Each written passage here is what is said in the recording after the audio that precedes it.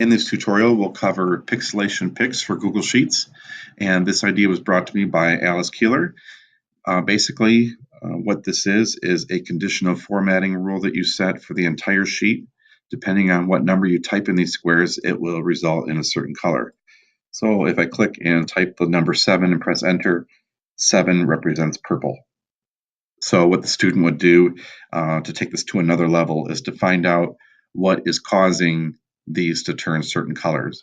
So I'm going to take you to an untitled spreadsheet here, and we're going to quickly go through this. I am going to change these to be squares. So I'm going to press the A, hold Shift, and then click on the K. And then if I go between these two and choose the width, it changes the width of all of them and changes it into these squares. And you can do that for as many squares as you want.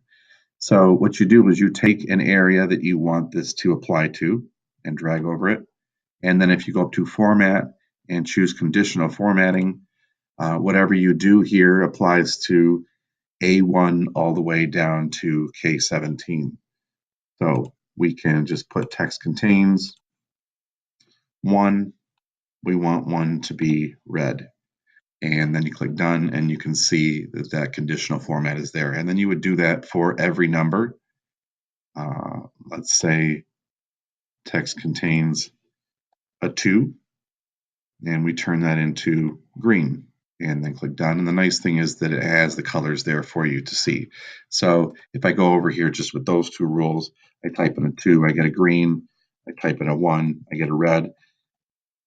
And I can continue to do that. I kind of like the numbers being there behind the colors, but in the original setup that we had here, the numbers are not showing up. So let's see if we drag over these and choose Format, Conditional Formatting, you're going to see all of these here that have already been set up. So let's look and see here.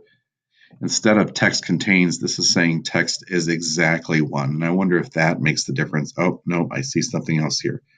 What they've done is Alice has made it so the text color is the same as the background color, so you don't really see the text. So if I were to change this to white by chance and then click done, you can see that the text shows up white. So in your conditional formatting, you can see over here too that the text on all these matches the background, so you don't see it. Up here, the text is white, so I can change this to match, and then that makes that disappear, and you're back to this way. So in this Pixelation Pics, you set up the conditional formatting for the entire sheet, give it to your students to try and figure it out, and then have them create their own Pixelation Pics using conditional formatting for the colors.